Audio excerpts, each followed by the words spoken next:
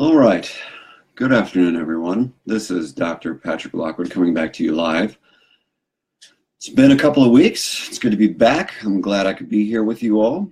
I think with the book coming out soon and all sorts of things going on in the world and with politics and with all that good stuff, I think it's important to talk about this concept called tribalism. So today there are no housekeeping issues. I don't have any updates on the book, but it still is on the way out, so keep looking for that soon. Trying to think of the best way of introducing this because it's a very complex thing. What I'm talking about here is tribalism. So if you take a look at our day-to-day lives, we operate not just as individuals. We actually operate as individuals within the context of groups. And we don't ever operate purely in isolation. We're always operating in the context of relationships. That's, kind of the theory behind Dan Siegel's concept of wellness and attachment science, which is very, very important, I think, very appropriate for what we're doing right now in the world, trying to make, everyone function better and live a life with less unnecessary suffering, essentially. So this is a concept that not only shows up very literally in terms of cultures that actually still have legitimate tribes, but also shows up kind of metaphorically and philosophically in a lot of what we do. And I'll give you some good examples of that. But first, let me give you a definition of tribalism so we're working from the same vocabulary here, so I'm not leaving you out in the dust somewhere. So the definition I want to use comes from kind of a combination of the different evolutionary psychology authors that I prefer working with and thinking about. And the definition of tribalism is this. Tribalism is a specific group, it's a concept, a tribe is a specific group sharing common values, behaviors, or ideologies or dialects that commingles and unite under a common influence or leader. So a tribe is a group of individuals grouping together with common values, behaviors, ideologies, or dialects that commingle, work with each other, and unite, form a group under a common influence, as in an ideology, or a leader, right? So tribalism essentially is a grouping behavior, and it allows us to have a sense of certainty or sense of safety and belonging, which we all need because we're social creatures. All mammals are. It also gives us a sense of boundaries, like this is my group, that is your group. Very, very important for almost all of human history for the last roughly 100,000 years, or depending upon what author you read. So our tribe, our group based upon values or shared behaviors or shared ideology or shared dialects, is a fundamental unit of how we see ourselves, how we kind of slice and dice ourselves. But we don't really think of it that consciously, and I'll give you a common example that a lot of people in the US and in other countries probably can understand. So many of you probably like a sports team, right? So I have a good friend in Texas who really likes the Dallas Cowboys. He's a big fan of the Dallas Cowboys. And one way of looking at this phenomenon of liking the Dallas Cowboys is that the Cowboys and other people who like the Dallas Cowboys are his tribe. He has a tribal identity as a Cowboys fan, right? That's one way you could group yourself. I could also say, because he's from Texas and he's a native Texan, that another tribe that he's a part of is this locale tribe, this tribe of being a Texan, being from Texas, and whatever shared values, ideologies, beliefs, stereotypical behaviors, and dialects that come with being a Texan. So we have a lot of tribes, and our tribalistic instinct is, again, natural, it's evolutionarily adaptive, and it's served us for many, many, many years. And this concept of tribalism, of grouping ourselves based upon common beliefs, values, behaviors, ideologies, or dialects, is, again, very important and very useful. But I think what I want to have a talk with you today about is the idea that maybe it's getting a little out of control. Maybe this old, very, very old instinct that is present in most mammals and even some reptiles is kind of gotten out of control because of how much we've advanced as a society. And this is one of the foundational ideas in the book, my book, The Fear Problem. And you can see this in other brilliant authors like Robert Wright and Sam Harris and people like that who talk about tribalism and the problems therein and how it shows up in terrorism and religious extremism and all sorts of maladaptive behavior. So I want to talk briefly about the research and why my proposition that maybe tribalism is getting out of control. We're letting our instincts get the better of us because our instincts operate at one very primal level, but our advanced thinking and social development operates at a higher level of functioning. So I think that this lower instinct is getting it's dragging down our higher level of advancement and creativity and moving forward as a species. And I think it shows up very, very kind of concretely, honestly. So I want to talk about the research that proves that point, or at least supports that idea, because it's something that's been studied for a long time. But there are actually a lot of really cool theoretical articles and studies showing that maybe it's kind of getting out of control as well, and with my hypothesis here. So for instance, there's a swath of research that I'll post here on the Patreon that shows that our tribalistic instinct actually underlies our political ideology and our religious ideology.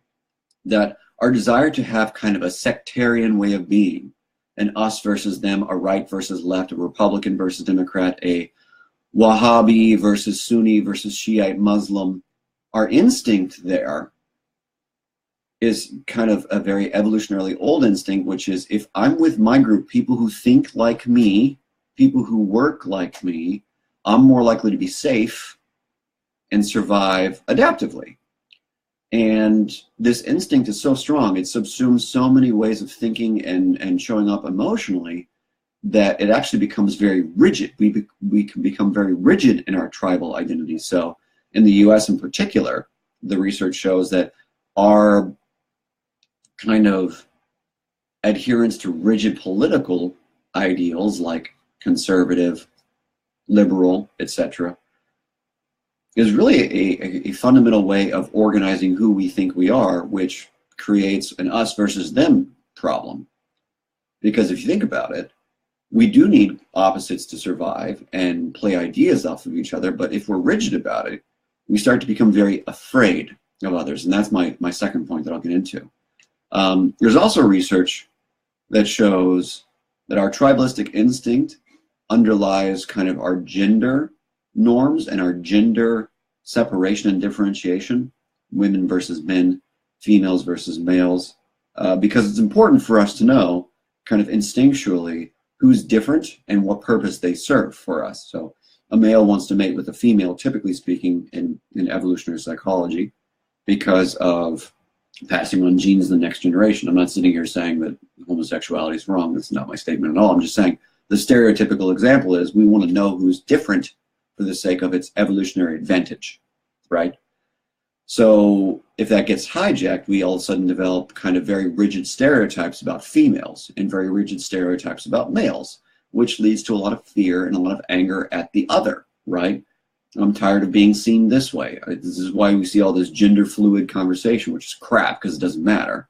But we see all this conversation going on because people are tired of this rigid stereotyping and this rigid tribalistic way of operating, men versus women kind of bullshit. That's why we see this kind of postmodernist, relativistic way of talking about gender nowadays, and even sex, sadly, because we want to be accepted and not have this rigid, you're different than me experience, which is our tribalistic instinct. And short work there. So I hope that makes sense. There's some research showing that our tribalistic instinct is showing up in unfortunate phenomena like political rigidity, religious rigidity, and kind of gender inequality. Interestingly, a second area of research that sticks out is that we actually have kind of a tribalistic instinct when it comes to our consumer behavior, our shopping and our spending, our use of technology and things like that. And the standing theory is because, again, our tribalistic instinct helps us feel close to each other, feel like we're part of a group, which is great because it helps us survive as a species.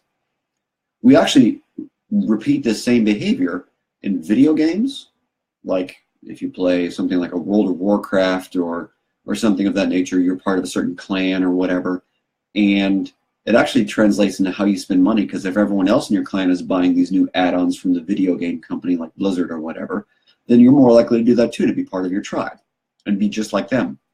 You know, it's one of the oldest advertising tricks in the book, according to this research, which is people want to be like the other healthy, adaptive, successful leaders of their tribe. You know, that's why we can sell hot-looking people on the covers of magazines and things like that, and fitness magazines, because we want to be part of that tribe of healthy, adaptive people, or seemingly at least. And this helps us feel safe and feel close. So where this becomes a problem, and the reason I'm having this chat with you guys today, I hope I'm not being kind of overly obscure or obtuse or whatever, but my goal is to just have a very concrete dialogue about this. We're starting to see that our tribalistic instinct of wanting to group based upon similarity is getting a little out of control. And it's starting to have some negative consequences for a few domains. So I found an article that talks about, for instance, the tribalism of education, done in 2013. And it's talking about how you'll see more and more schools operating in kind of a tribalistic manner where you teach this way or you teach this way, and it's good or bad based upon how you do it. We don't learn from each other from one school of thought. So if you've got a Montessori method of teaching versus kind of the old school rote memorization learning of teaching, it kind of, we've learned to separate these two things and make them one bad and one good. And that tribalistic instinct of this way of being and this way of functioning is bad can serve a purpose if it's something life-threatening, like if we don't learn how to eat right, we're going to die, right? That's a basic premise that I think anyone can get on with. However, when it comes to something more nuanced and more complicated like learning, if we have this tribalistic instinct, if you're not a Montessori teacher, you're bad, or you're not a rote memorization teacher, you're bad. That's going to get in the way of us advancing the science of education and learning, and that's going to get in the way of us having new creative ideas about how we learn and grow and change across developmental periods in our life. That's just one article. And there's another article about how our political economy and our economic experiences here in the United States are becoming more and more tribal, as I referenced earlier, and that might actually lead to more income inequality and things of that nature, because the haves stay more with the haves and the have-nots stay more with the have-nots, right? Birds of a feather flock together. So let me give you a real concrete for instance about how fear shows up and why I put this as a foundational component in my book, The Fear Problem. So just stick with me. This is a real simple example, and I think it should make all this evolutionary psychology lingo and babbling make more sense. Okay, so just imagine if I were to say, being a Republican is bad. And here are 14 reasons why being a Republican is bad. And then I give you a bunch of very well-stated, articulate, thoughtful, negative consequences of being a Republican. I guarantee you, if you're a Republican or some kind of conservative or some kind of neutral person, you're probably going to feel a little annoyed with what I'm saying. You're going to get defensive. You might even start feeling like I'm bad-mouthing the party, like the Republican Party is bad for these reasons. But why is this? Well, that's our tribalistic instinct. Whenever anyone seemingly attacks our tribe, our fear centers in our brain go off, and we start to figure out how to deal with the potential threat to our tribe. And because we've made politics so important, it's such a big part of our identity nowadays, which is so stupid. We're now reacting as if someone has a gun to our head, essentially, whenever we're talking about politics. So we're programmed to take a side. with our tribe. Once we develop some kind of identity as being part of this group, I'm a Republican, I'm a liberal, I'm a Democrat, I'm a Cowboys fan, I like Hillary, I like Donald Trump, I like whatever, whomever, doesn't matter. So we're programmed to take a side. And once we take a side, and once we really start to invest in that identity and develop newer layers and facets to that blueprint of I'm part of this tribe, we start to become heavily ingrained in this process of being worried about people attacking that tribe. You know, all these things, like what tribe we are, what generation, are we Generation X, are we millennials, whatever, these are all tribes, kind of, so to speak. And they all play on our tribalistic instincts. And this allows us to influence how our brain thinks about the self, thinks about our self-safety and our security, and nuances to who we are as a person. So if you were to sit back and take a look at your life, you probably have a self-identity that is composed of maybe hundreds of tribes. I'm a male, I'm a Caucasian, I hail from these parts of Europe, genetically and historically. I have this degree, so that's my academic tribe. I'm from this school of thought philosophically, so I'm a Stoic or whatever. These are all tribes. We can look at these things as tribes. If we invest in them seriously, put a lot of weight into this is a part of who I am, this starts to become one of our tribal identities.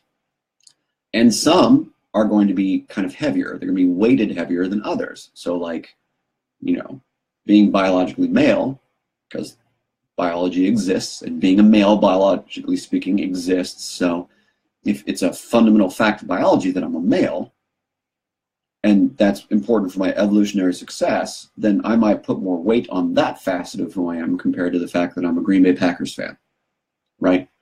Just makes more sense.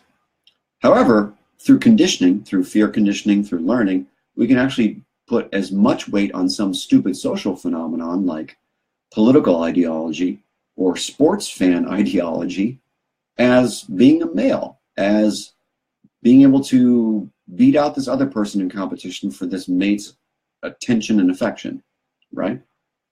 Because we're social creatures. We're very, very social creatures. And thanks to our big brains, very complex brains compared to most other species, we have a very rich social life, which is starting to upend our instinctual life. So my point is, the more we rigidly adhere to this heuristic of tribalism that is deeply ingrained in us, the more we probably are going to start getting stuck as a species. And I think people like Robert Wright have been talking about this in his books for a long time, and same thing with people like Sam Harris, because we have these instincts, they serve us, and they still do, but do they serve us in the way that we're capitalizing on them? Just like we have an instinct to be enraged when someone threatens us, like road rage, for instance. Does being enraged whenever someone cuts us off serve us? It's a very complex question, but might be good to have an answer to that. Because if we can come up with all the nuances of how likely is it that we'll die in a car accident if someone cuts us off, then we know that that rage response is very useful, or not. So with all the advances we have in science and communication technology and medicine, I'm going to say, somewhat tentatively, that maybe our tribalistic instinct is getting out of control. And maybe our rigid kind of tribalistic approach to things is starting to create even more fear, more negative feedback loops about how we're supposed to function. And I think there are very few social phenomena nowadays, with the exception of religious extremist groups and nasty, horrible political actors like, you know, world leaders who want to nuke us and whatever. Generally speaking, the vast majority of people are not that threatening. So we need to figure out how to manage our tribalistic instincts better and figure out who's really a threat and how this is maybe more of just an instinct being hijacked in this moment. That's the conversation I want to start with you today. I hope you can read my book when it comes out in hopefully a couple of weeks. Still negotiating. talk about the fear problem, talk about all the issues and the complexity of it. But I think basic solutions are we critically thinking when we're afraid of someone? Are we really thinking through all the issues there? Are we applying kind of an adaptive set of solutions to the problem? So I'm upset by this political phenomenon.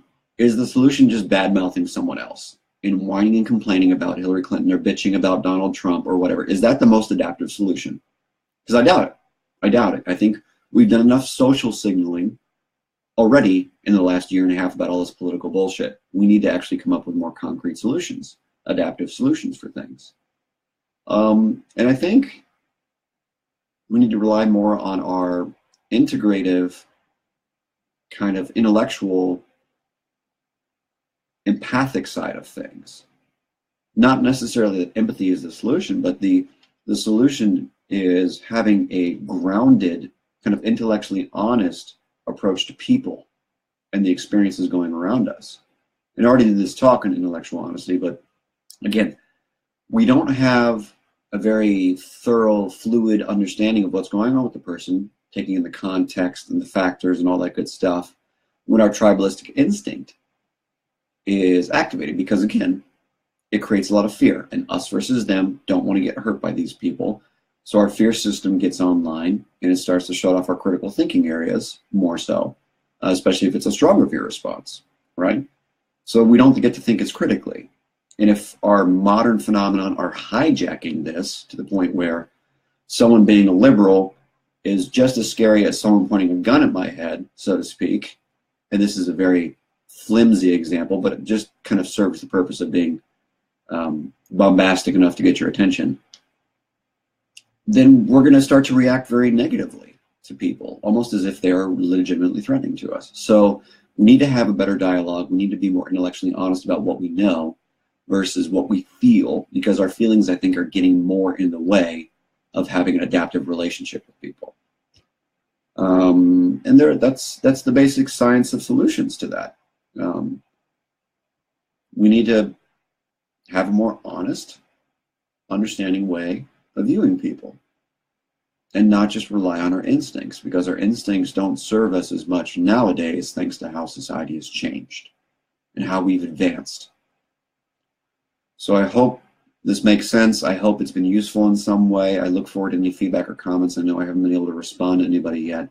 And I really, really look forward to the book coming out soon. And I hope it's useful for you guys, because again, my goal is just to have a really healthy, straightforward dialogue about these very important concepts that I think apply to me and everyone else on this planet. And that's the whole understanding of wellness. This is not just about me. It's not an individualistic issue. It's a global issue of we all function similarly. We all have the same set of instincts. That means we need to make more scientifically grounded decisions about how to function based upon our instincts. That's it. Hope you have a good day, and I look forward to seeing you again in 2 weeks with a new topic about the science of wellness, psychology, and addiction. Bye.